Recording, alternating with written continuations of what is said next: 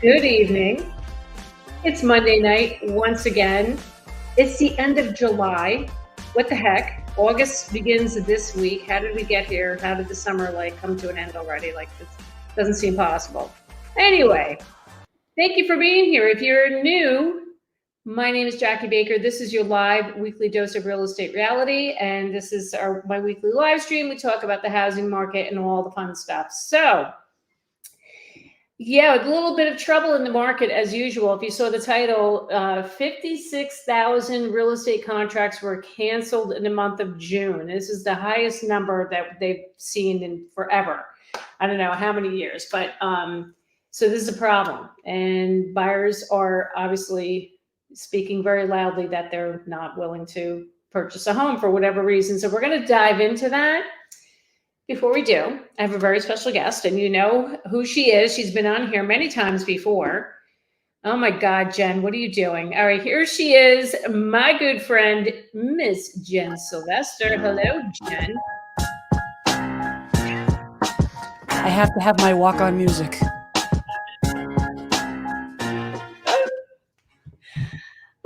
This is why I love having you on, Jen. I just freaking love it. Love it, love it. Did that music come through? Entrance. I love it. Did that music come through, Jackie? Yes, it did. Okay, good. Loud and clear. Thank you so much. You were great. So what's going on, Jen? How are you? How's life in Massachusetts? How is life in Massachusetts? It's dandy.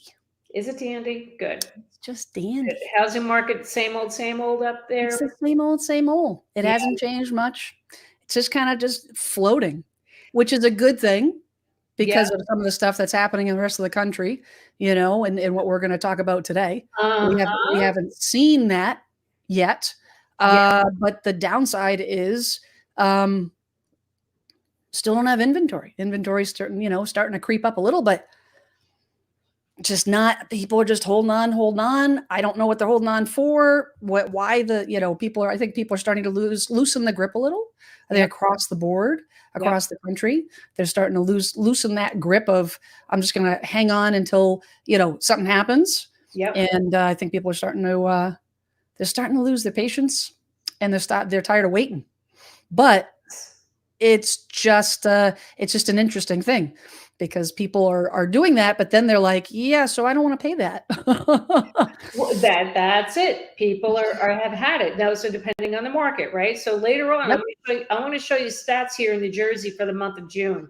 You're going to die when you see these numbers. Oh my God. The prices in my local market, I won't even get into it. I'll tell you later. It's outrageous. Anyway, so let's dive into this article, Jen. This is from Redfin. Hold on one second. Here we go. Can we see that okay? We all good? Yes, ma'am. Okay. So it says here, cold feet buyers backed out of deals at record high rate in June as home prices hit all-time high. Now, I want to point out, we'll see this in the article, they're highlighting just a few markets, and take a guess where those markets are. Florida. Anyway, so all right. So it says 56,000 home purchases were canceled, equal to 15% of homes that went under contract, the highest percentage of any June on record. Buyers are skittish due to elevated mortgage rates and record high home prices. 20% of the homes for sale last month had a price cut, the highest June share on record. Many sellers are dropping prices because their homes are sitting on the market, causing listings to pile up. Active listings posted the biggest annual gain on record. Home sales fell roughly 1% from a month earlier in June, the biggest drop since October. Deals to purchase homes are falling through a record rate as high housing costs give buyers cold feet. Nearly 56,000 home purchase agreements were canceled, equal to 14.9%. We just read all of that.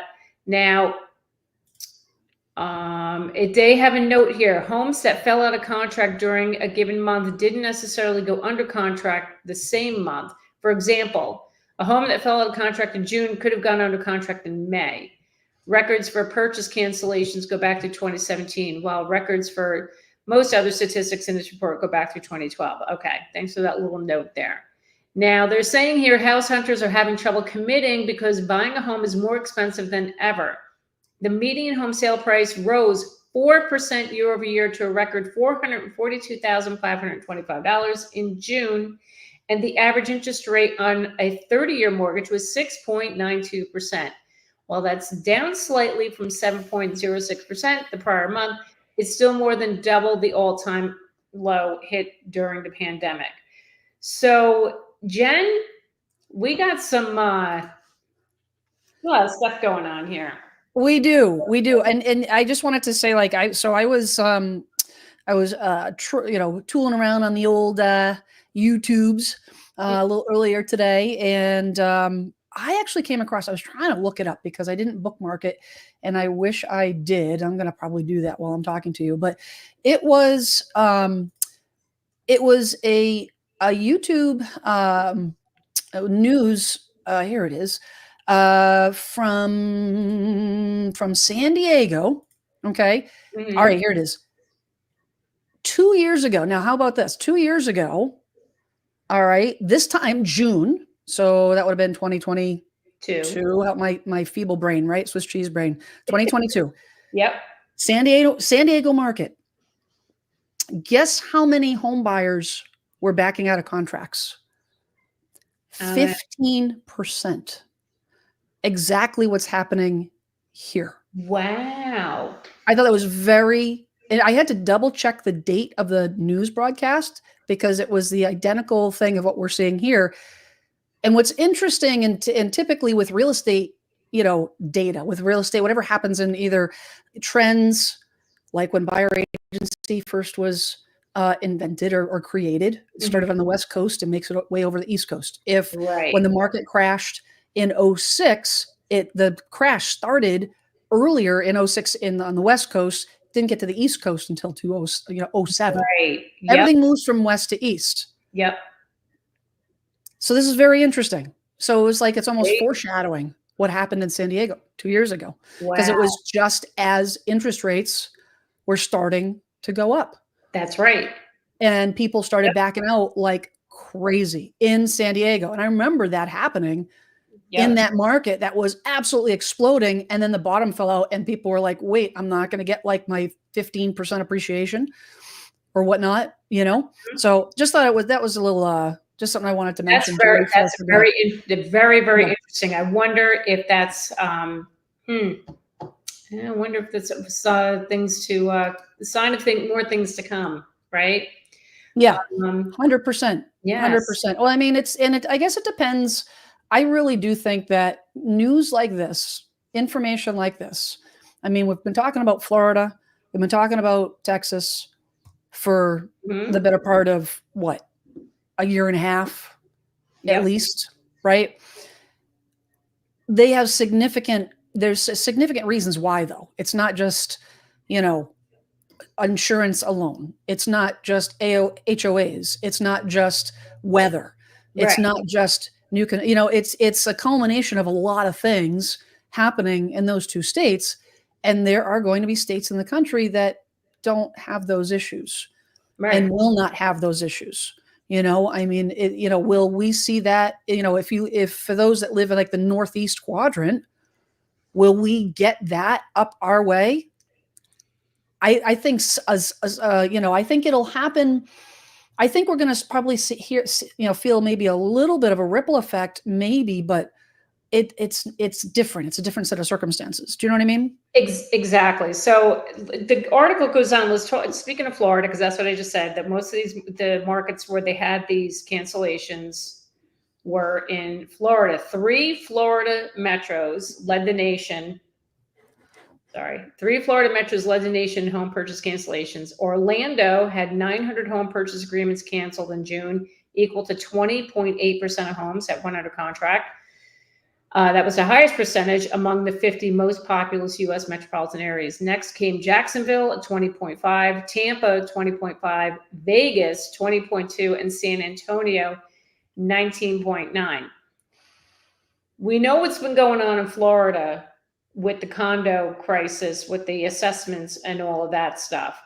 And I wonder, Jen, if a lot of this has to do with that, with the whole condos nightmare. Yeah, maybe. I mean, Vegas has been a hot spot for a while. Yeah. I mean, that's been under, it's been kind of flying under the radar, but it is, but it hasn't. It has, but it hasn't. You know what I'm saying? There's been a lot of YouTubers that have been putting a spotlight on Vegas having issues, over the last year or so.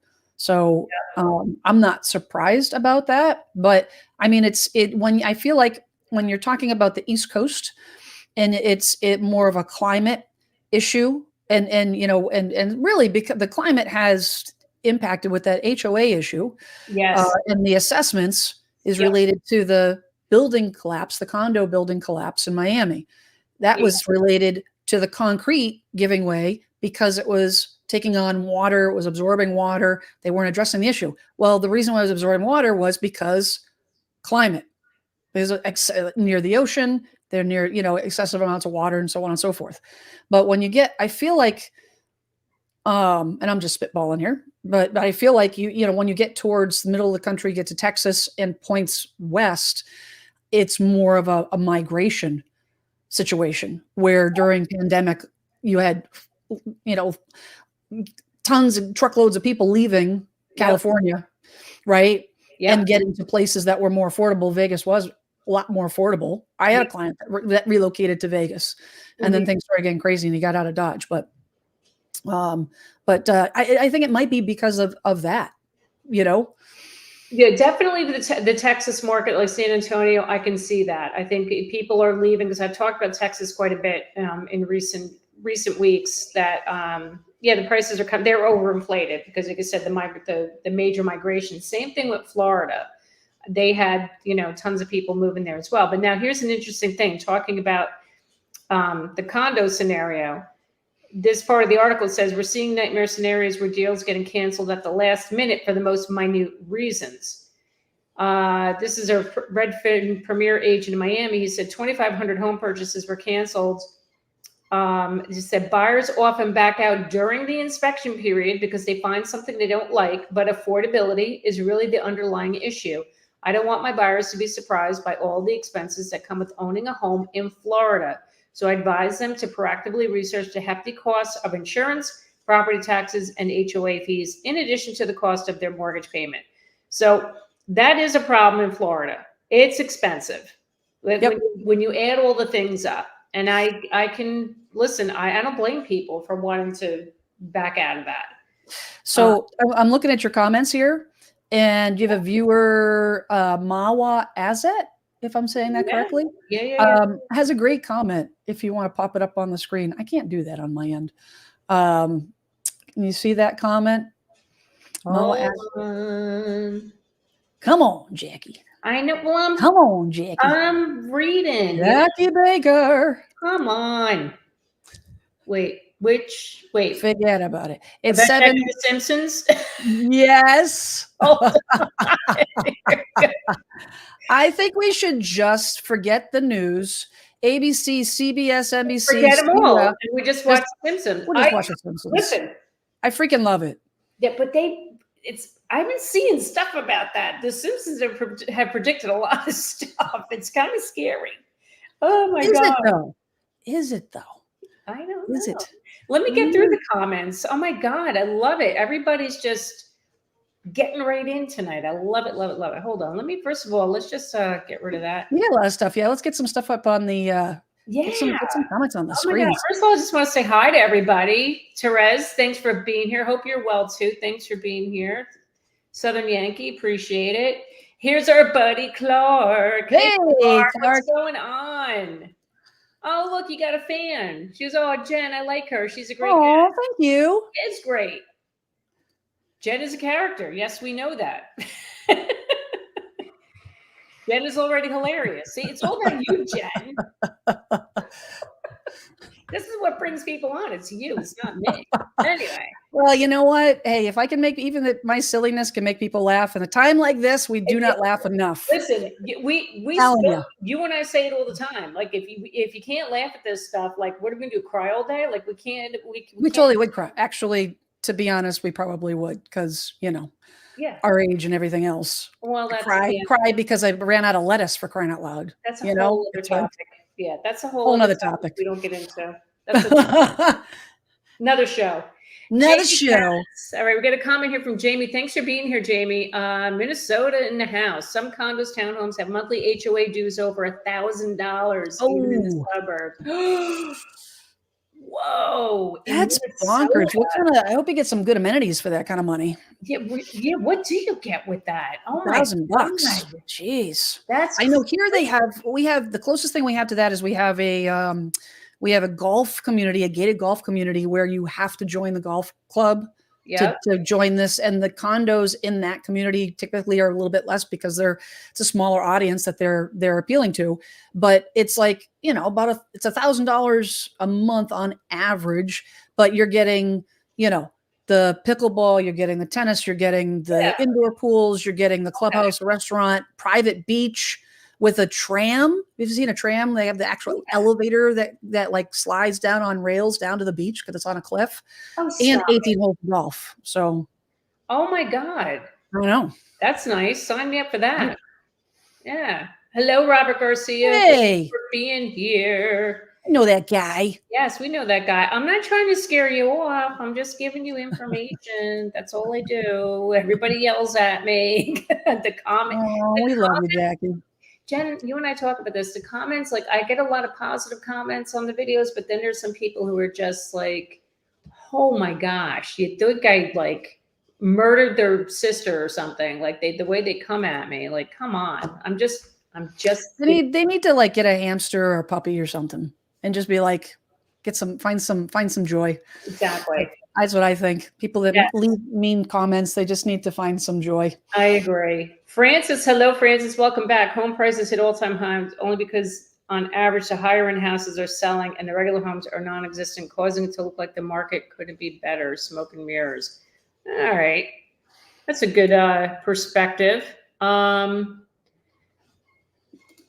blocked. It's the price. Don't overpay. Well, yep. The price is what's scaring everybody away. Let me see what else we got. Okay. Andrew, thanks for being here. Question. Love your show. Thank you. As a prospective buyer looking for a realtor, is there one great question to ask them to make sure it's a great fit? Oh my gosh, this is a good question. Ooh, how do we unpack this? This is a good one. There's a lot of questions you should be asking a real estate agent. How many homes have they sold, or how many homes have they transactions have they had in the last 12 months for starters? Correct. Also, you want to know, are they a full-time agent or are they a part-time agent?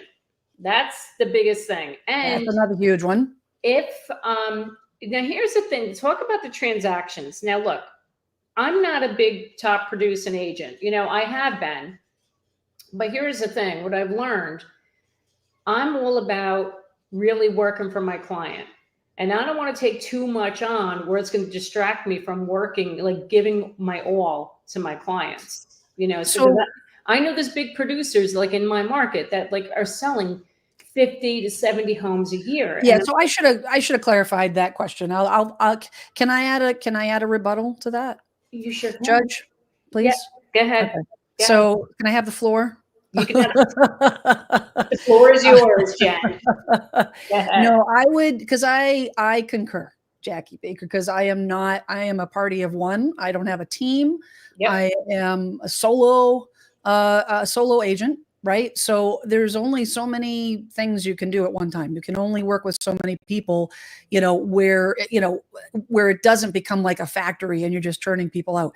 I think the real question, on the heels of what you said, whether you're full-time, part-time, is kind of one of the reasons why you want to ask. But also you could be like someone could say, oh yeah, I'm full-time, but I sold one house. Right. If you sold one house in the span of 12 months, there is value in having transactions to build experiential knowledge. Correct. Your agent should be able to know more than you do. Yeah. And the only way in this business, the only way to build experiential knowledge is to help people buy and sell houses. Right. That's the only way you work. You figure out problems. You figure out how to work through problems. You want somebody who's been in the business for a while, because the chances will be better that they've seen something that's going to come across your path and be able to deal with it. you know? So, I mean, I think I would do that. I would also say, when you're interviewing them, you just ask them point blank, what are you going to do for me? What are you going to do for me? You're going to ask me to commit to this contract. What am I getting? Yes, And put them on the hot seat, definitely. and see. And if they say, I'm going to show you houses, because that's honestly, Jackie, back in the day, before there was the internet, which legit, when I started in this business, there was no internet. Like, that was part of the value that we added, was actually telling people about houses. Now I don't, half the time, my clients, like, they know the house before I do, because everything's online. I know. They're online, and Yep. and they're looking at it. They're looking for themselves, just themselves. So they're 24/7. That's all they're thinking about. They're excited, all the things. Yep. I've got other people I've got to attend to. So I am keeping an eye out, but there's no way for me to look at the inventory at the same level that they can themselves. Mm-hmm. So because we have access to the same information, they're going to find the house before I do. Right. And we're going to go see the house. There are some, again, experiential knowledge. When we walk through a house, I will tell a buyer, and we've talked about this, Jackie, that both of us have experienced this. We have this in common, that, our clients will sometimes accuse me of, like, trying to talk them out of buying the house. And the reality of it is we're just trying to make sure that this is the right house. Right. Yep. But, there's a benefit of going through all of those home inspections and being able to notice things before you even get to the offer stage, to be like, hey, that crack, we need to find more information about that, and so on and so forth. Exactly. But really, like, the rubber meets the road when you make an offer and you start talking negotiations and strategies and all that. That's when we get to work at that point. Yes. So somebody had a comment to Andrew's question here. Raymond, hey, Raymond, ask them if they've ever recommended waiving an inspection. I like that.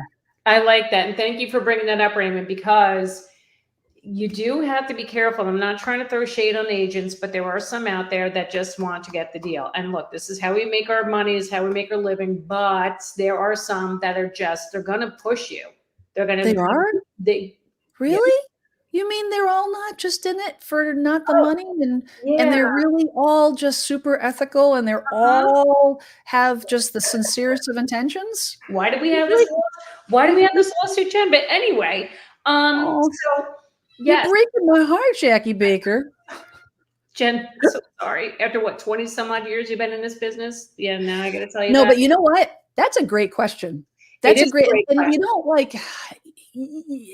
I'm not recommending that somebody that you bait somebody into back some, what's the word how am I trying to say it? Like, bait someone or intentionally, like, back them into a corner, but to test the waters, to ask an agent, just be like, so what's your opinion on waiving a home inspection? Well, see what they say. So, not to cut you off, but I had somebody ask me that when I was, consulting with a new buyer. They did ask me, like, what are my strategies with submitting offers, right, in this market? And I'll tell you, the first thing I'll say, I said, I will never tell you to waive an inspection. You're not doing that. And if you think you want to do it, I'm going to talk you out of it. Don't as do much it. as we can. Yeah. It's just a bad idea. Yeah, it's a totally bad idea. But nope. But to go back to Andrew's question, like, I think that is a great question to ask. What is that agent's strategy in this market as far as getting the offer accepted? And if they say, oh, we'll waive the inspection, I'll tell you to waive the appraisal. Yes, the appraisal is another one. Ask them if just to test the waters. You don't want to waive the appraisal. No. Kate, hi, Kate. Kate, I wish I could meet you in person. Yeah, just like I see your face pop up and you look like such a nice person. I'd love to meet you one day. Anyway, my real estate agent said staging would cost $15,000 for sale nearby, are reducing prices $10,000 to $15,000. My house will be empty. Thinking of no staging given market reductions. Yes or no? I wouldn't stage it. If if that's, I'm assuming that $15,000 is staging the entire house. I You know what? I don't know. I wouldn't do it. So I don't think it's worth it. okay. So what I would do, I would do virtual staging. For the Virtual pictures. staging. Oh yeah, for pictures. Yeah. Yes, but to get them in the door, Yeah. because the reality of it is, right? There's a couple different, I have a couple different thoughts. Okay. So most of the time it's just getting people in the door. If the house looks empty, I mean, it's a security concern too, like, be advertising a house as being empty and all the things. But, when buyers get in, they're going to have a feeling about the house. Yep. The biggest downside of having an empty house is it exposes all the flaws. That's the biggest downfall. So if your house needs if it has any kind of imperfections on the walls, any kind of imperfections on the floors, if there's no staging, it's going to show everything. Mhm. But I Yeah. mean, is it possible that you can have a few pieces there? But if you're leaving, I don't know. I'd probably have them just have the house empty. What do you I think, would leave, Jackie? I personally, Kate, I would leave it empty. When we bought the house I'm in now, it was completely vacant. And honestly, I liked it because I was able to envision where everything was going to go. It made it easier for me to measure and figure out which furniture was going to go where. I mean, but that was me. But to spend 15,000 to stage an entire house, I don't know. I think real estate agents, and this is not for sure an anti-real estate agent show, but I think it's really easy for a real estate agent to spend someone else's money. Yeah. You see what I'm saying? Yeah. If it was their money, would they do it?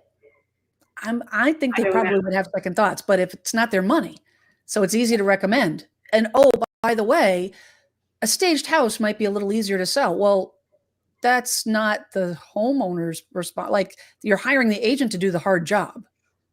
The staging will definitely help market the home, make it look nicer.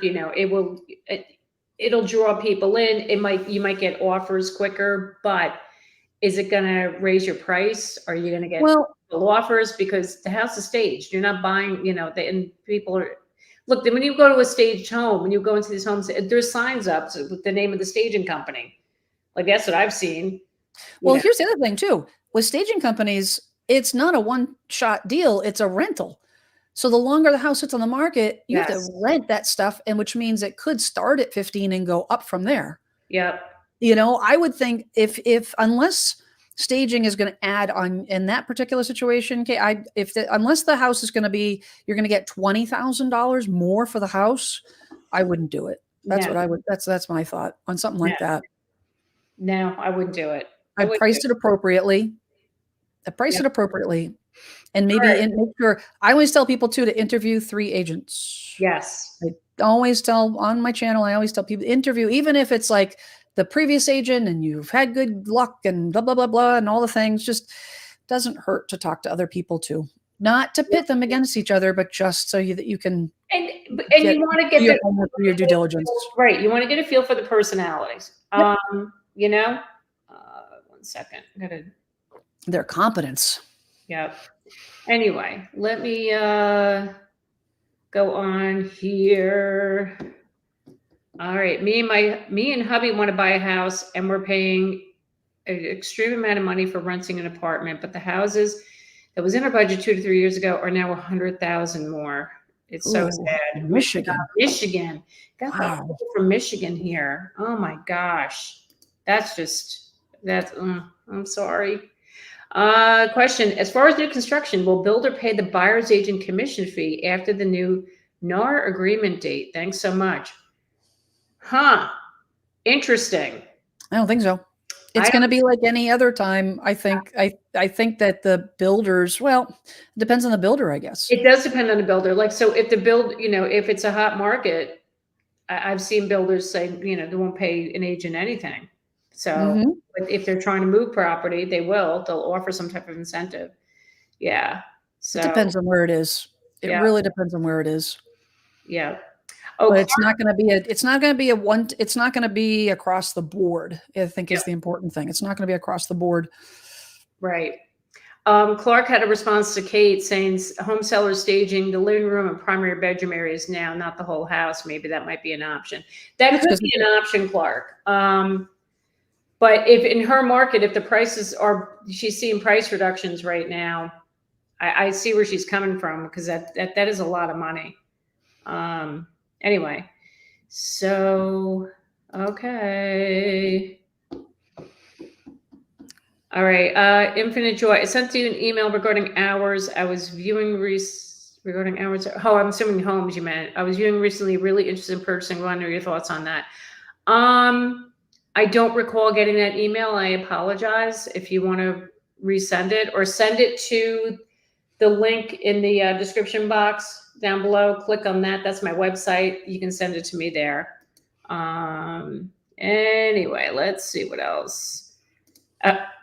Robert, you both should bring a glass of wine on the next show. Amen. Oh my God, Robert. Robert, that could be ugly. You know what? This is okay. So I'm just gonna call it the way it is. Jackie, you and I have talked about this. If I were to have a glass of wine or a beer, I'd be so tired. I'd be like, okay, it's been 15 minutes. I got to go to bed. I mean, my God, it's already 8 o'clock. Can't do it. Oh my goodness. It's been a long day. You know? Come on, Jackie. Oh, I know. We're missing Archie Bunker, for crying out loud. I know, right? Jeez.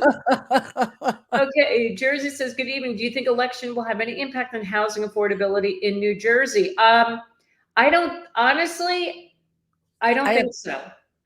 So I read something about a study that was done on the housing market during election cycles. Yep. Historically, across the country, the election has very little impact on the housing market.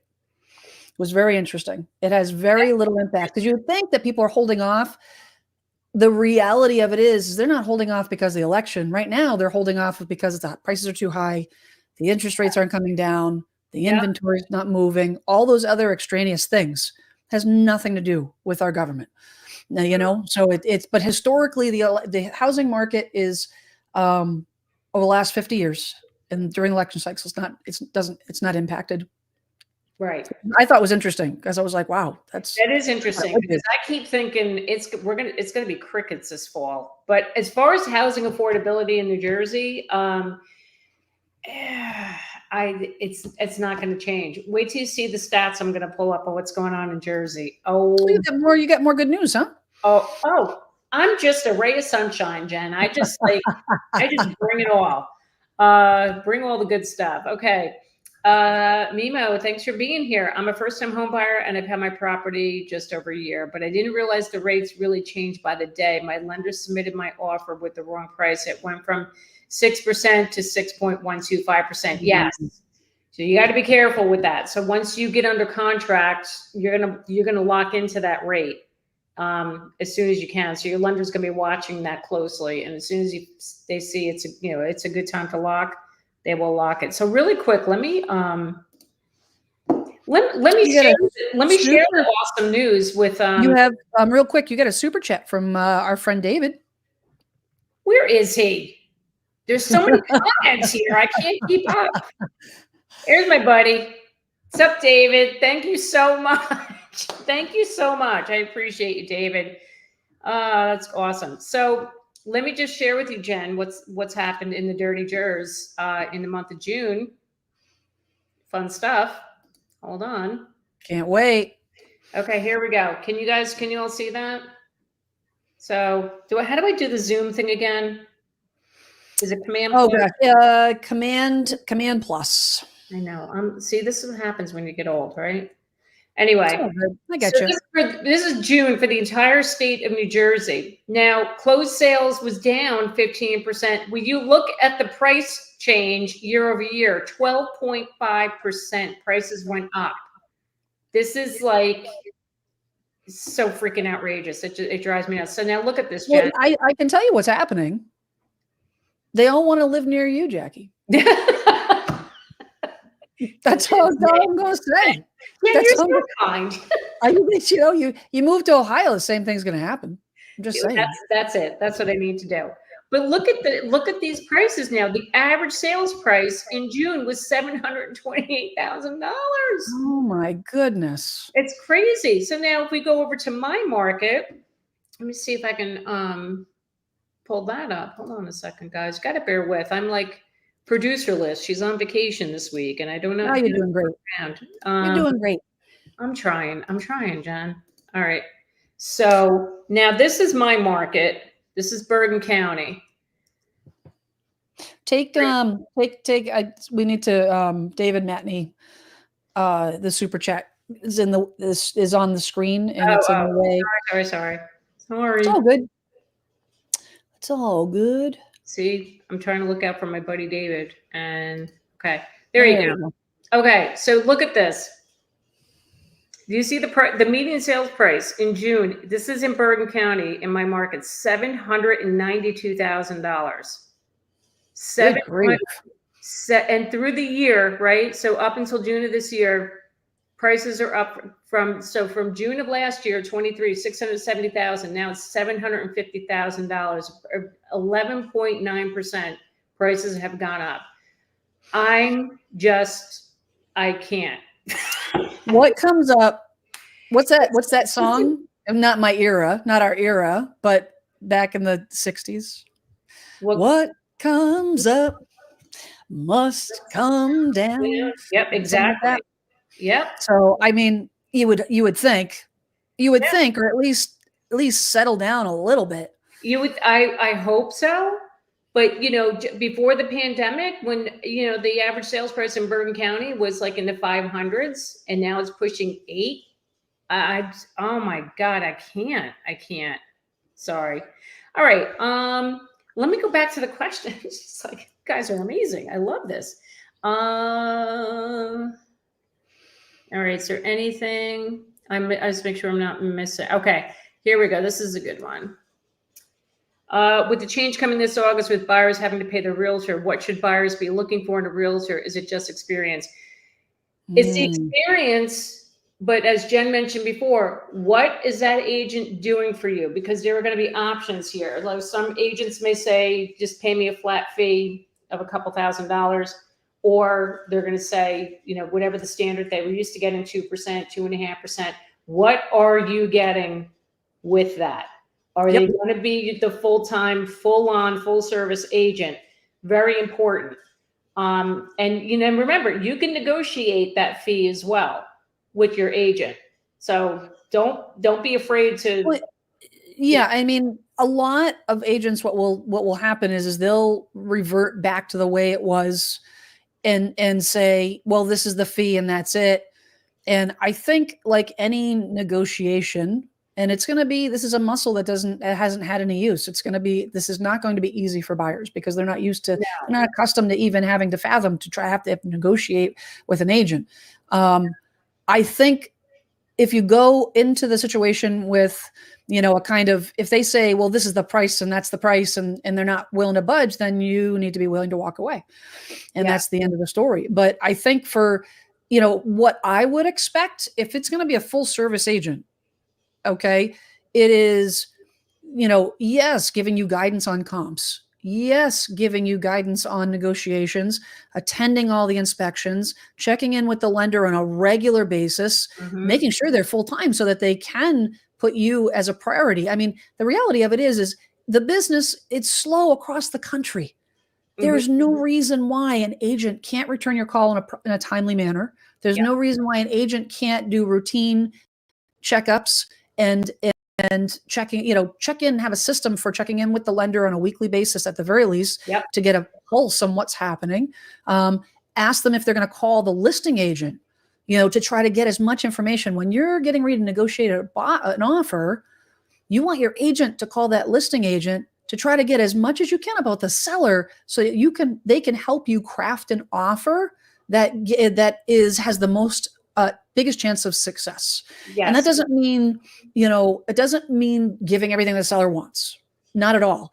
It means that if you have a seller that say, for example, wants an extended closing because maybe they need a little time to go find something for themselves, and you're a first-time home buyer and you've got some time, well, guess what? what I would say is, okay, well, we'll make this offer a little bit longer on the closing, but in exchange, we're going to be looking for a little bit of a discount on the price. And we kind of, and we instead of having just a strong offer with a 30-day close, the seller may not want that. That could be a negative to the seller, but you don't know until the agent calls the listing agent to find out. And you want to, you want to know an agent is going to be able to do that and not just write up the offer. Ask the agent if they're going to, how they're going to present the offer to the listing agent. Are they just going to take it and send it over, email it, and then be done? Like, have them CC you on the communications to the listing agent so you can see for yourself. I would say that unless you are super, super, super confident in the agent, Jackie, I'm sure you would agree, I would only do a short period of time. I do like maybe 30 days on a contract and test the waters and then extend it. I mean, you could even do 2 weeks if you really wanted to, but do not sign a 3-month, or God forbid, don't do a 6-month. Don't lock yourself in. Do a short period of time. And then if they're legitimately working for you, then you can always extend. And you know what? A good agent won't have a problem with that. I know that when I sign, if that's what the client wants, and I have a good I have a good working relationship with the client, and there's a mutual understanding, trust, we have a good open line of communication, I have no problems with that. Because why? Because I know if I do my job, they won't want to back out and leave me.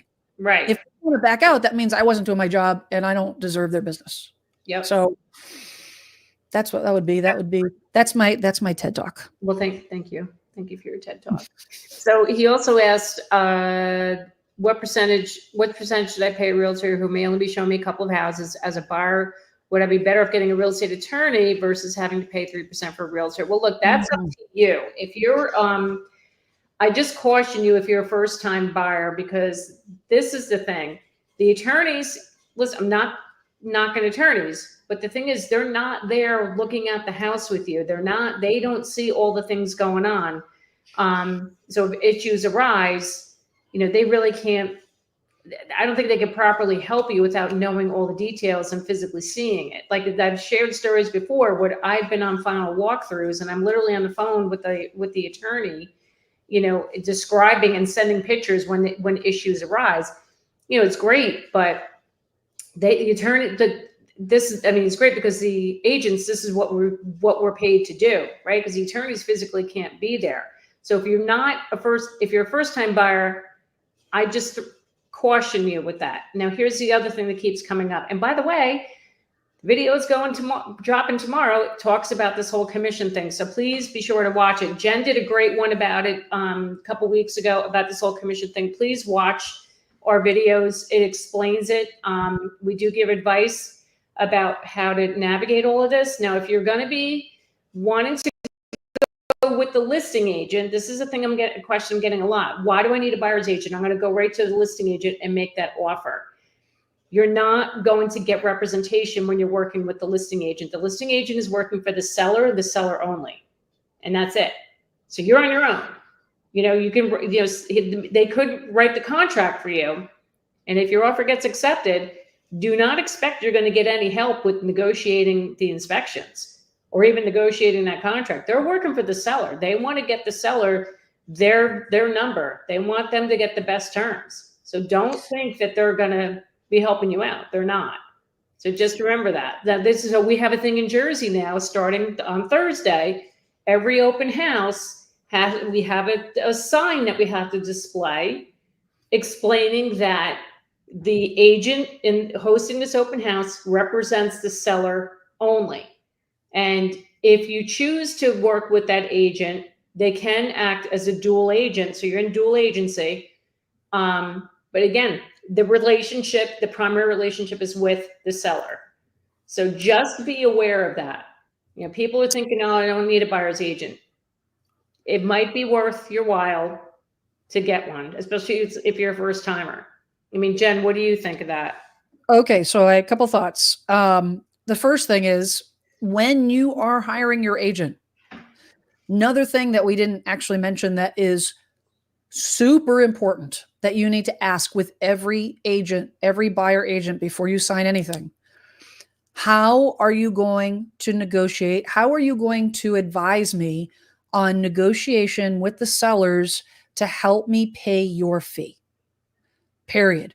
Like, you want to find out how is this, how is that agent, like, how versed, how much of a understanding, how deep is the understanding of an understanding of how the commission process works in the new way versus the old way. And I'm going to tell you, I do a lot of incoming referrals on my YouTube channel, and I have a lot of conversations on the daily with agents as I vet them out before I refer them. And there are a lot of agents that have no clue about how this new, like, they just don't understand that this is going to be something, this is going to be a two-way conversation with the buyer and the buyer agent coaching the buyer, because the buyer agent cannot go to the seller. The buyer agent can't go to the listing agent. It's got to go through this. The buyer has to request compensation in the offer to help the buyer pay the buyer agent fee. Correct. So the buyer agent fee almost becomes a non-issue if you have a buyer agent that's a good negotiator to help you work that into the offer, because then you're not paying it. The seller is at that point. I mean, there's a lot of schools of thought that yes, you are, because the money is coming from the buyer and then it goes to the seller and all the things. But you know, that's neither here nor there. I don't think that that's, you know, it comes into the equation, you know, as far as that's concerned. But I would absolutely do that, because then whatever you pay, whatever's on the contract, the 2%, the 2.5%, the 3%, then it's a non-issue. The other thing I would say is, when it comes to, when you had that question about, you know, what if it's only one house, two houses, three houses? The great thing, and it is a little confusing and it is a little bit complicated, but you have the option to say to the buyer agent, hey, if I only look at this one house, how about I pay you a reduced, will you accept a reduced fee? If we look at two or three houses, because obviously there's a little bit more work when it comes to several houses, especially if you're doing several offers, 2 offers, 3 offers, 4 offers, whatnot. So it could be a length of time situation. I mean, there again, if it's one house and then the agent's a good negotiator and it doesn't cost you a dime, it's a non-issue. The other thing, the other comment, the last thing I would say about that I made a note on is, a lot of people, Jackie, don't know what dual agency is. And I am absolutely adamant and against dual agency. Massachusetts, it's legal.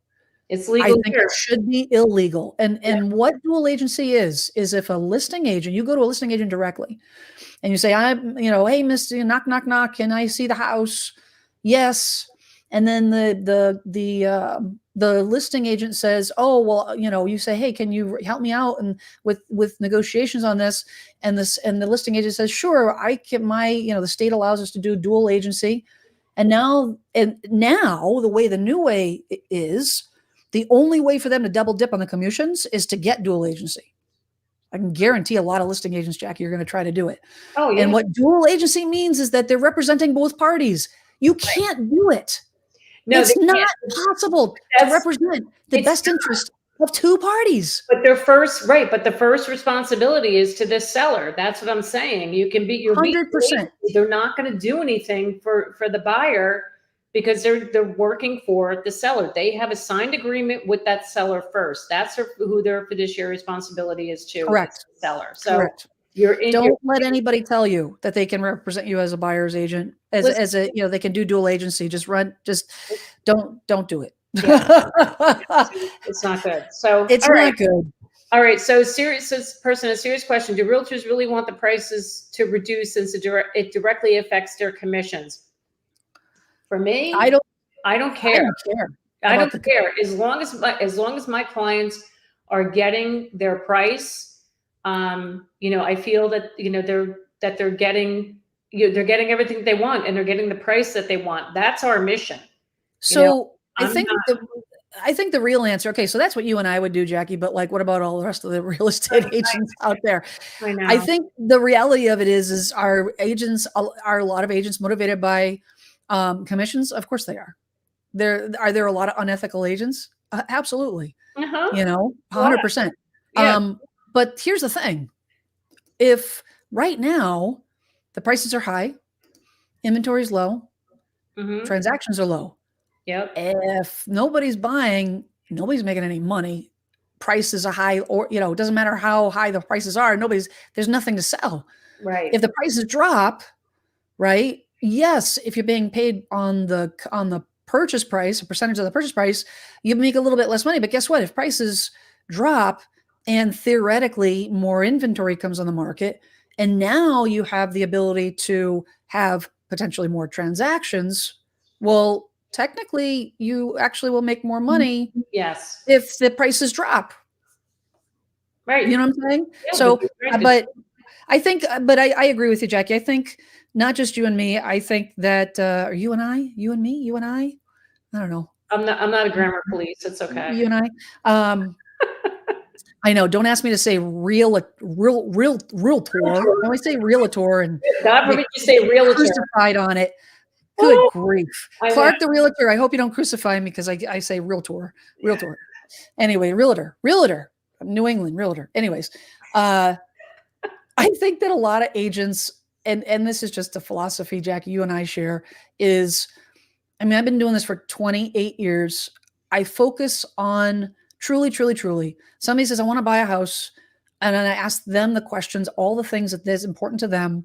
Yep. I focus on that and the money follows. Yep. So I don't say, like, I have it ingrained in my head because of the coaching and then all the things that I've done over the years to help build my business. My thought process, in all honesty, is not how much money can I make today. My thought process is always, who can I help today? And that sounds corny, but honest to God, as I'm sitting breathing here right now, that is the truth. Yes. So who can I help? Because if the more people I help organically, whatever powers of the universe, whatnot, the money follows. It does. It's so true. I mean, that's what I learned when I first got my license, got into this business. It is the God's honest truth. And that's how it all works. So Jen, we have another question. What does a new agent have to do in order to break into the market? Well, you got to find a good agent to mentor with. That's what I was just going to say. Either find an agent or get on a team. Yep. I recommend that. I was on a team after I was in the business for a couple of years. No, I did not enjoy that. It was not a good experience for me. If you're a new agent, definitely get on a team because you're going to learn a lot from that team leader. You'll be working with other agents. They'll be helping you getting your deals done. I recommend joining a team. So,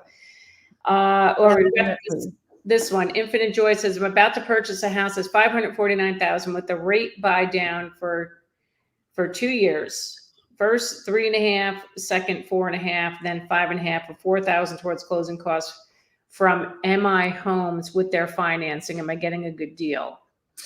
I would have, what I would do is I would talk to your agent and I would get the truth in lending disclosure. And I would ask that agent for a referral to another lender. And I would ask that, because typically as agents, we have relationships with multiple lenders. Mm-hmm. And I know that I have, a couple lenders, that I could pick up the phone right now and just say, hey, can you just take a quick look at this? Are there any holes here? Like, what's the fine print? To get their eyeballs on it. Because we're not financial experts to necessarily see all the fine print. And that's what, it's impossible for us to know what the fine print is just with that limited information. Exactly. But I would have another lender look at it and get a referral from your agent and just get another set of professional eyeballs on it. What do you think, Jackie? I agree with you. That was a very good suggestion, Jen. Another good TED Talk by Jen Sylvester. Thank you. I'll be here all night. All right, cool. Me too. All right, David says, if you waive the inspection to 15 minutes you spent looking at the home, not flushing the toilets, not running the water, and not looking into the attic was your inspection. That's true. Yeah, it is very true. Very, very true. God, we got a lot of comments. Everybody bear with. Oh, a lot of people came to the party. I love it. Hello, Charlton. You're back again. My first agent for my first home talked me out VA loan because she knew they required an inspection. Ugh. This was 1985. VA loan is such a good product. I got taken. This is the problem. Mm. This is the You know what that unfortunately, you know what I have to say about that? That was an agent who didn't know how to do a VA loan. yeah, That's what that was. They that's didn't know exactly it. how to Yep. deal with a VA loan. Yep. But the good thing is that VA certificate goes with you for indefinitely, so you can use that VA certificate again on your next house. Right. You know, that's not a one-time deal. Right. You can hold on to that. Yeah. I mean, you can. There's certain. I forget off the top of my head the reasons why you might not be able to use it in certain circumstances, but you can use it again on the next house. Yes. But I'm so sorry. I know, that sucks. Christina, hi, thanks for being here. Question: if you buy a house that is currently being rented and you intend to live in it, not rent it, can the current occupants give you a problem? I was told yes by a landlord. Is this true? Okay, so I know, Jenna, see you freaking out. So if you're buying that, so first of all, you got to find out when the lease ends, okay, and then they got to be out by the end of that lease. So if they're currently renting now, I'm assuming they got a lease till whenever, or unless it's month to month. If it's month to month, you should be, as a landlord, you should be able to terminate that. I would like to know what state she's from. I'd like to know what state she's buying in. Good question. Because if it's Massachusetts, New York, Jersey, Connecticut, Jersey's tough. Jersey, it is. It's a tenant-friendly state. It's a very tenant-friendly state. The tenant has all the power, and if your tenants. So here's and I don't know the circumstances or what kind of a deal or what your long range plans are and goals are and all the things, but you have to go into it with the worst case scenario in your mind. Yep. The worst case scenario is they dig their heels in. They trash the place. Yep. They are professional tenants. They're professional squatters. Could take you a year and a lot of court fees to get them out. I would never, ever, ever advise a client unless they're an investor.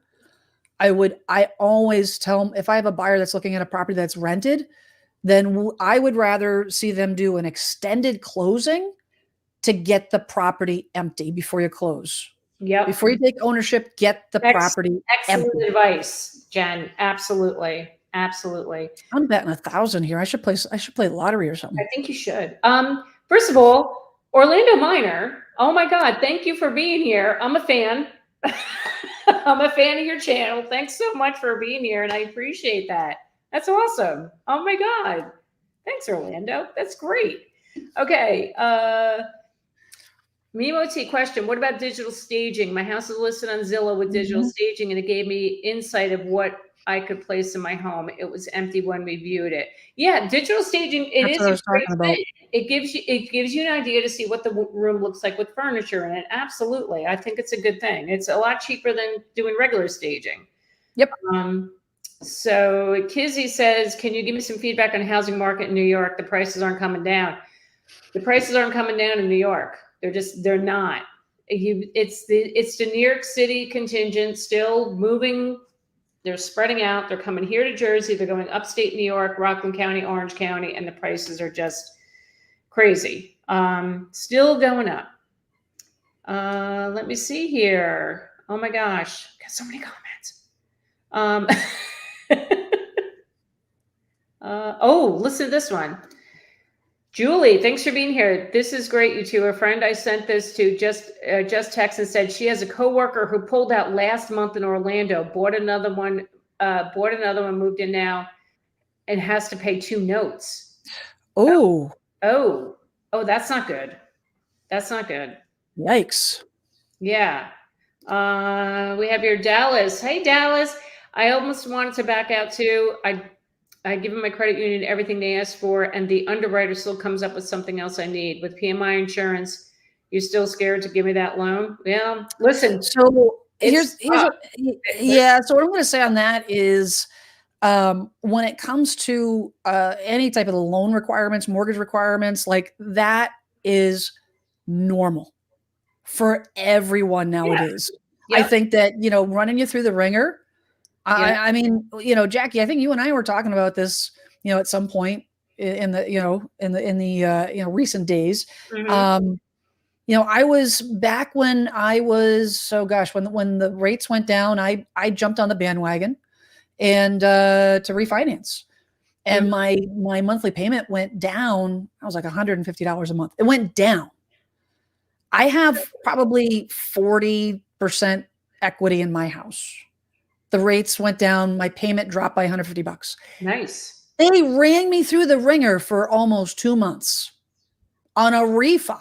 Oh, yeah. On a Oh, yeah. refi. Oh, yeah. I believe that. That's just the way it is. And I have excellent credit and all the things, but Yep. I'm just, my point is that you've got to just like put the patient's pants on. I couldn't think of another analogy to say besides You that. have to.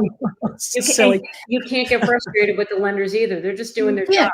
I've had, No, and they've got their punch list, right? They've yeah. got their punch list and all the things, because I think a lot of it stemmed from the great financial crisis when things went south. So they added all kinds of new protections and safeguards and systems. So it doesn't matter if you're putting in 5%, 10%, Exactly. 50% down, everybody has to go through the ringer. Yep. I think that the way to go into it is you're looking at the big long-term picture. You want to keep reminding yourself, is this the right house? Am I going to be able to comfortably afford the mortgage payment? Do I Mhm. see myself living here for the next 5, 10 years?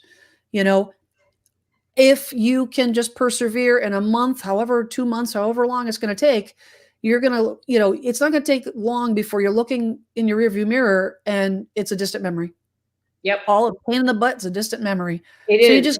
you gotta stick it out. You do. You It's gotta sticky stick it out. out. I've had clients call me up like so upset because they're like, "Why does the lender keep asking me if they call me up and ask you for one more thing?" I'm like, you have just you'll be done soon. Just go with it. Just do what they ask because it's If they ask you, and they they're asked me doing for their my tax job. returns, like, they asked me for my tax returns like 3 times. I I'm know. like, the IRS they have it, like, the tax returns haven't changed. Yeah, I The know. tax But they But do what are you gonna do? Just send them it's again. so annoying. Listen, when we bought our properties in the past couple of years, our investment properties, I thought my husband was going to have a stroke every time they called him up. Look, could you send it? He's like, "Are you?" I'm like, "Don't get mad at them. This is what their job is. They have to do this. Don't get I mad." swear, if they call me, ask me for my blood type, I think I was probably gonna, I don't Well, know, that post may them. be coming soon, Jen. You never know. So we have another question here. Does a pre-1978 house in New Jersey require a lead-free certificate for water lines? I have not heard of that. I have not. I know we have our lead paint disclosures for homes, but we don't. I have not heard of the lead-free certificate. I might have to look into that one. Hmm. Okay. Oh, here's a good question. When you go into an open house and you don't already have an agent and the selling agent asks you if you're working with anyone, how would that work out? Good question. So we're talking about the new NAR rules. So what we were told, if you're going into an open house and you're unrepresented, you can tell the listing agent that, whoever's hosting the open house, you don't have to have a signed agreement with an agent. If you're unrepresented, you're unrepresented. You can tell that listing agent that. Doesn't mean you have to like sign something with them right then and there. We thought that initially, that if you go into an open house, you have to sign something with that agent, but that's not the case. So from what I understand now, I'm going to wish me luck. I have a listing coming on Thursday. I'm holding an open house on Sunday. This is going to be the first time because our rules go into effect on Thursday on the 1st. So, Oh boy. oh boy. So, So um, this is going to be interesting. Come back next time, and I'll tell you how that all went down. But no, well, you don't have to have an agent. If they ask you if you're working with anyone, you can say no, I'm not. But it doesn't mean you have to sign anything with that agent right then and there. That's hosting the open. right. Right. However, asterisk. Um, the seller still reserves the right to determine who comes into their home. Yes. They could tell the listing agent could coach the seller to say, you should not have unrepresented buyers in this house. It's possible. I talked to an agent in California earlier today. Yeah. And in their agency, and they absolutely can do this, they are talking about instituting a policy where unrepresented buyers are not going to be welcome. That's something they'll be proposing to the seller, of course, but unrepresented buyers not being welcome in the open, not being allowed to come into the open house. I don't like that. I don't either, but I'm just saying, that's hurting the seller. That's I hurting the seller. don't, and I agree. I totally agree. I'm just putting it out there so we don't want to make assumptions to say that this is just the way it's going to be across the board. Mhm. That it really is going to be up to the seller, because the sellers, I think the sellers have these newfound, exercising new freedoms with the way things are. Same freedoms, but it's just newfound, I guess. Yeah. Right. So it's just something that you want to, if you're going to go to the open house, check online, make sure, they should put something online as a disclosure, whether if it has to be that way. If you walk in and they're asking you if you're represented, you just say, you know what, I'm working with I'm getting ready to interview, but I haven't signed anything yet. Mm-hmm. Leave it at that. Whether it be true or not, Okay. doesn't matter. And quite honestly, when they ask you to sign in, this is a big, I don't know, have them sign in and then they get all your information and then they hound you with solicitation calls because they're just trying to build their business and all the things. Mm-hmm. I wouldn't give them. I don't like. I always tell people, that. don't give them that they're discouraging people, unrepresented buyers, from coming to an open house, because then you're limiting the amount of people that are previewing that own that person's house, and Yep. you've just eliminated a whole bunch of people who may want to buy it. Yep. That's 100%. That's just stupid. Sorry. Tell it the way it is, Jackie. Anyway, I'm just, me and my opinions. I'm going to tell you how it is. You do? Really? Yeah, I do. All right. I know that about you. There's so much, guys. Everyone's amazing. I'm sorry if I don't get to all the comments and questions. Okay, Jackie. Oh my. It's all right. Okay. Look of Souls tuning mods. All right. Is there any restriction or qualifications for state assistance closing cost programs like the NJ? That's the first time buyer program. Oh, okay. Does that depend on what town you decide to live in or the income that we make? You need to speak with the lender about that. That does do these that are part of these programs. Yes, I believe it does depend on the town and your income, but I would definitely I have a lender. Not that I'm trying to push my lender, but he does this. He does the first time home buyer program, and he just got somebody $22,000 towards their down payment and closing costs from the first time home buyer program in Jersey. I know that was really cool. So if you would like, message me and I'll get you his name. He can help you out. Okay. Does Jen have a YouTube channel? Oh my God. Is the Pope Catholic? Yeah. Yes. It's Jen Sylvester. The channel is Jen Sylvester. I gotta go pull it up too, Jen. Oh my God. I'm a bad host. No, you're not. I forgot to No, you're not. So I just want to have it at the ready so I can share it at the end. That's all. You know me. I got to be prepared. Be prepared. Be prepared. Okay. Getting back to this. You guys are freaking amazing. All right. I'm just trying to get, because we're like, yeah, it's all good. We'll get time. I'm not going anywhere. Okay. All right. Okay, here's this one. Jane Gray, thanks for being here. I'm nervous to sell in Long Island. What if the market keeps climbing? I realize now New York is cheaper than Florida. Realtor said it would sell in one day. So are you nervous that you're going to sell and you don't have a house to go into? I would, if that's the case, I understand. What if the market keeps climbing? It's going to keep climbing. It's going to be for a while. If you're nervous about selling because your agent's saying it's going to sell in one day, get your ducks in a row. Make sure you have something lined up. You have a place to move to, whether it be a rental. If you're if you're thinking of going to Florida, like I would just get a rental, maybe in your area now where you're living, and sell the house and just have a place to go to, because Or, it's nerve-wracking. or Yes, Miss ask Jen. the agent what the agent recommends for a strategy. And if the agent says, I still think you need to sell to get, to capitalize on the market right now, you need to interview another agent. You need to find another agent, because the agent, if you have these concerns, you should already have the answer from the agent. You should already have ideas and suggestions and scenarios, because that's part of what we do, is we find out you want to go from here to here, and how do you want to do it? Do you want to do it in one day so that you sell and buy in the same day? Do you want to do temporary rental and then buy?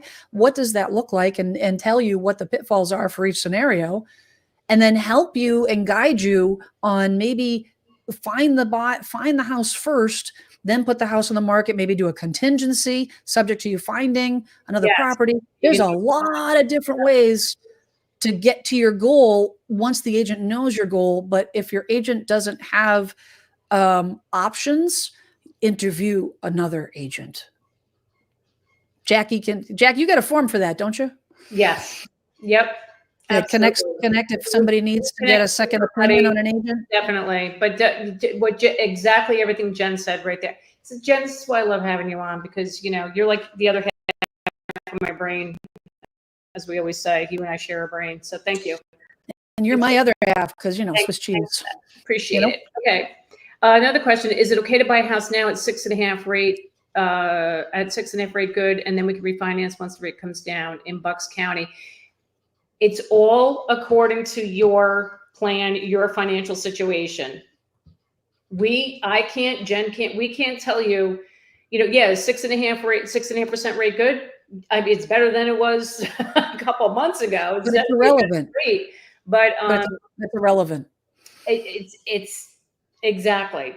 It's all based on your situation. If you can afford the monthly payment, you pay the close, you have enough of the down payment, the closing costs, all the things, plus an emergency fund. When you move in your house, you need to have money in your bank account, because I can guarantee you something's going to break.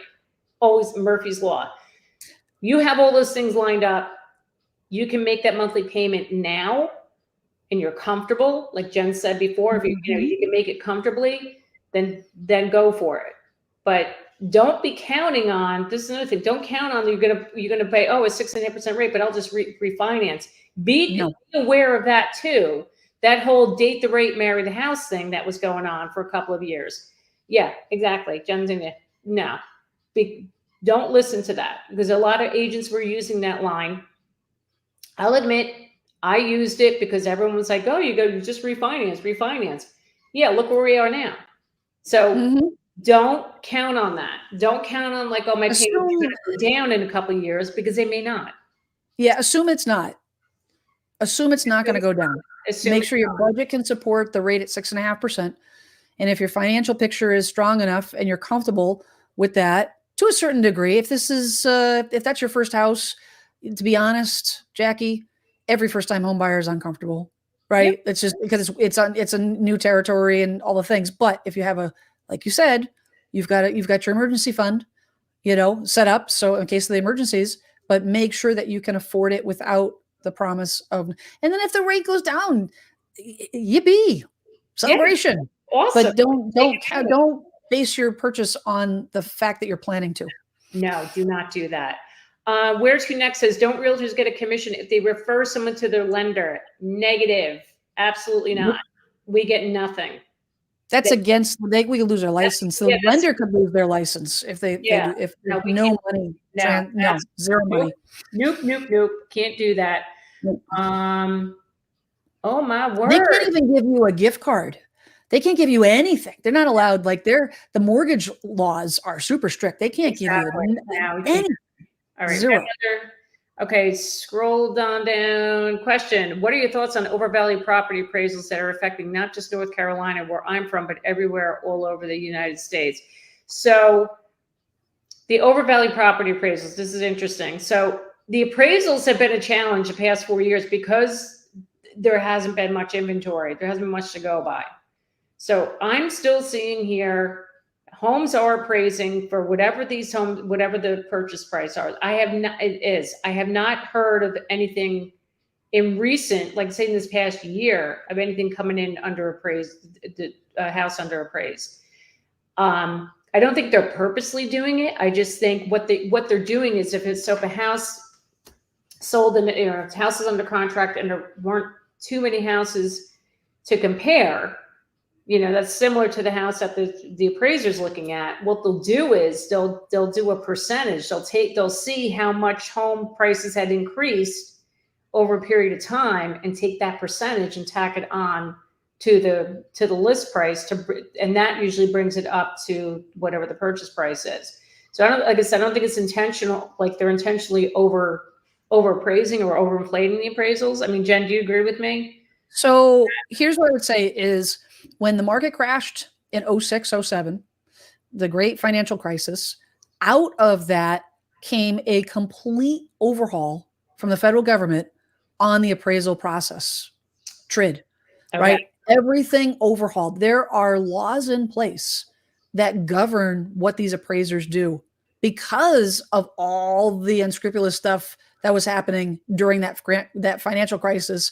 People just creating values, like artificially inflating prices. So after post GFC, right, and onward, those appraisers are held, like they're accountable. If that property, if the appraiser is, it reports back to the bank and the lender finds out or accuses the appraiser of overinflating, that appraiser's losing his license. Yeah. They just don't like that. The whole concept of overvaluing properties on overvalued appraisals, it's not, the properties are not being overvalued. They have to find supporting evidence. Yeah, absolutely. Period. They do. They have. Now, you have all these properties that are perception of remember, buyers determine what the price is. Period. Yep. Sellers don't, the agents don't. Yep. The buyers, they're the ones that are opening their wallet. They're the ones that are giving the money. If they don't think the property's worth that, then they don't buy it. The buyers determine the price. Period. Yep. Right? So the buyers are the ones that are coming through on those high prices. If you have 4 properties that are all 500,000 that were 400,000 the year before, well, all the appraiser's doing is using those as examples of properties that have recently sold to support this new property. Plus, like you said, they do factor in appreciation when it's appropriate. Mm-hmm. They have evidence. Right. Yep. It's just, I think that you don't have an overvalued appraisal issue. You have just you have markets that are increasing in value, period. Yep. And that's because, I don't think that overappraisal value appraisals exist because of those safeguards, the federal safeguards. Okay. They also say, as this affects all from property tax value and appraisals value 40+% and up. Yes, it does. It does affect it. But like what Jen said, that all of that has changed from the great financial crisis. So we're not in a, won't be in any trouble there. So Proud Liberal, thanks for being here. What is going to happen when I contact a listing agent? Are they going to be willing to show me a house? Well, meaning showing the listing, showing their listing. Yeah, their listing. Some of them will, some of them will not, because the thing is that's different now. Prior to, back in the day when you contacted a listing agent and you want to see a house, and if you end up buying that house, guess what? They're going to keep both the listing commission and the buyer's commission. They're going to double dip. Right. Even if they're not dual agent, they're going to double dip. Okay. Now you have the commission to the listing agent, that they've contracted only with the seller, period. So they have that fee regardless of whether you buy the house or not. They're getting paid the same amount of money. Right. They are not going to be showing you a house. They are not going to, they will you go to the open house, but if you contact them directly, I know some agents that I've talked to have said for liability reasons, they're not going to show unrepresented buyers. They are not going to show unrepresented buyers because they don't want the liability of that buyer coming in and potentially, missing something, not asking a question, making an offer that's, maybe making an offer that the buyer decides on their own to waive the inspection. Then they buy the house and they find something that was wrong because they didn't have an inspection. And now that buyer is going to go back to the listing agent and the seller and sue them. See, that's liability. And that's why I think a lot of listing agents won't do it. Real. So now my brain is going to, why would you do that? Because you're doing a disservice to your seller, right? Why would you say, like, I'm not going to show this person a house, and if they want to buy it, they buy it. I mean, I understand where these agents are coming from. I get that. No, it's liability, Jackie. It's not a matter of servicing the seller. It's a matter of protecting the seller. It's protecting the seller because the buyer agent is going to be the one that's attached to the buyer, taking on that responsibility of representing them. But if the buyer has nobody representing them and they come in and they do things that are, say the buyer's like, oh, I want to inspect the house myself. Right. What happens if something happens? What if they do something to the house, they break something or whatever, Not to mention you don't know anything about this buyer. You could show the property to the buyer, and they may not even be qualified. But I wonder if you would have to sign like some type of an agreement, possibly, in order for them to see, for the person to see in order for that agent to show the house. I think it depends on the state. Everybody, I think it does depend on the state. But I got to tell you, and everybody that's in the market right now, they're looking to buy a house. Please be patient with all of us because this is all new. We're just like, it's going to be a bumpy road the next few months it's going to be messy as we navigate this whole agent commission debacle. So, so by the way, you all come back tomorrow to the channel again. I've said before, I'm dropping a video about this very thing, so you can learn more about it. Jen has a video on her channel about it. Like, watch these videos about it to learn how the whole process is how it's going to work out. But I'm telling you, I think it's going to change by the day. They're going to set up. I agree. New things are going to come up, and they're going to say, "Well, no, you're going to need this form, or you're going to need this disclosure." Because you can't anticipate every scenario. No, you can't anticipate every scenario, and there's going to be scenarios that were like, "Oh, geez, this is proving to be a problem." Yep. So then an attorney will put an addendum together, and then the state will release the addendums to the agents, and then we have new procedures, new processes, all the things. Right. So, and that's going to be, I think it's going to be a couple years of this working this stuff out easily. Yep. Okay, we have another good question here, Jen. Is selling/buying 50 houses a year a good indication of a good agent? Maybe not. That's okay. So, okay. You go. You want me to go? Okay. So I'll give you an example of a good agent. Good agent. Okay. I had a property. I had a homeowner I was representing as a listing agent. And this happened just literally earlier this year. Put the property on the market, interest rate out of the gate. The seller, said, "Hey, I just want to let you know one of the neighbors had expressed interest and so forth. And she's been in the house, but she's interested in making an offer. But she's already reached out to another agent." Okay. So we get the offers come in. I get an offer from this agent.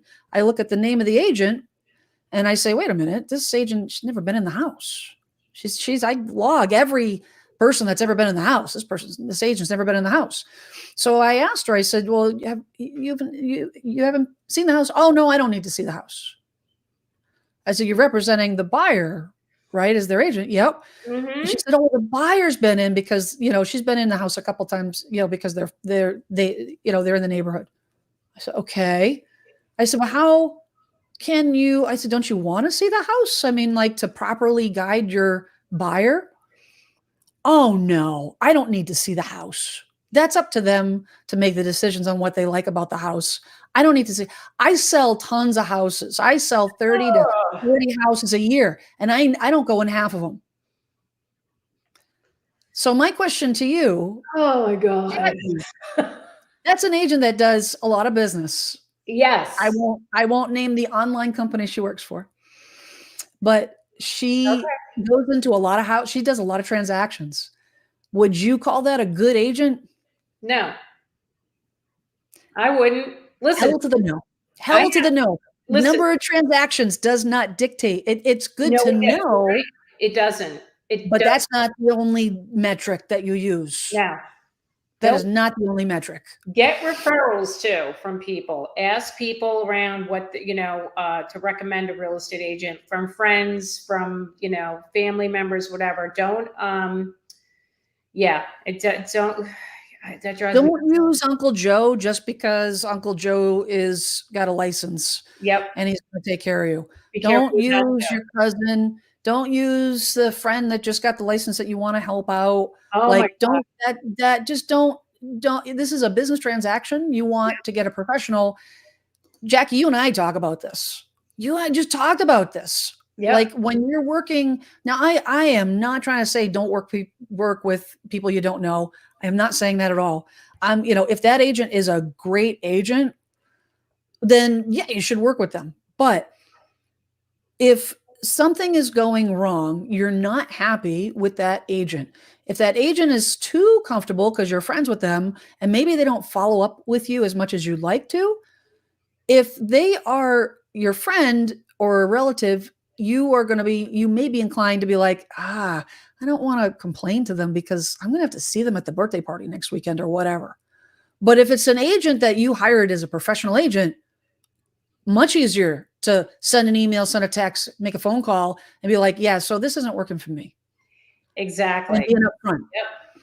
That's all I'm going to say on that. What do you say, Jackie? No, I agree with you. I totally agree with you on that one because it does get challenging. It does. Now, look, I've helped my niece and my nephew sell their brother and sister. I help them buy their homes, but you see, I sometimes go when it is family, like especially it's the younger ones. Like I get all mama bear on them. Like I But feel it's like I work also harder. You know what I mean? I totally agree. And I do think it depends on the agent. Like I helped my brother move to Texas last year and I was sensitive to the fact that I kept on telling him if I'm doing anything that you have questions on, please, you got like I didn't wait for them to say something to me. I wanted to keep reminding, like, you sure? Is there anything like, because I know that if they're unhappy, they're not gonna like complain to me about like outwardly they might, you know what I'm saying? Like, so I was careful, but not every agent is gonna do that. Not every agent's gonna be sensitive to that. They're not. Listen, So, you gotta be careful. but I do behave the way that I would with any client when it comes to my family, work with my family. But then I go a little extra. I'm a little Same. extra. Like I pay for I think I paid for everything, all the inspections and everything for my brother. I'm like, let me just write a check for you. And I'm like, wait, how am I gonna pay my mortgage? Good sister. It's all good. Yeah, I only have one brother, so what the heck? Yeah. All right. So Jen, this has been Yes, amazing Jackie. as always. Thank you for being here. Oh, I just noticed a comment on hand over fist. One is Jen a lawyer? She sounds like she knows what she's talking about. You know what that's called? I'm the oldest out of 5 children, and I've always been called bossy. Do you see that comment? Is Jen a lawyer? Yep. I am not. I'm just very good at being bossy because I'm the oldest. That's always what I've been told. And there's nothing wrong with that, Jen. So confidence. So if you all want to like check out Jen's channel, please do. Jen is like kicking butt on her channel right now. She's got amazing content, just like really good stuff. I highly recommend you check her out. And if you're looking to make a move up into the Plymouth, Massachusetts area, she's your gal. And and what else? Jen, you know what else I have to share? Yeah, you want to do the shameless plug? Well, the shameless plug, if you all like love hearing Jen and I have these conversations, then you need being silly. Then you need to check out our podcast, Reddit Real Estate Disasters. Jen and I talk about Reddit stories about people. Is it talking Or is it just like totally destroying the Reddit stories, It's really? destroying the Reddit stories, but you know, it's giving our opinions. Oh, we give our opinions. I Give will tell our you, it's not a children's show. No, It's unfiltered. no. And Yep, yeah, it is. it's yeah, we have some good times. We do. So if you enjoyed this conversation tonight with us, go check out our podcast. We're very proud of it. We enjoy it, and It's a passion project. it's fun. And we just have a Yeah. lot of fun with it. So, all right. So, little note: next week I will not be here. I'm away next week. So sorry. So I will see everybody in 2 weeks on the 11th. So I hope everybody has a wonderful week. Hope you're enjoying these last weeks of summer. Jen, thanks for being here again. I appreciate you. Anytime. So appreciate Thank you. you. You're awesome. All right. So everybody have a great night, and I'll see you all in 2 weeks. Have a good one.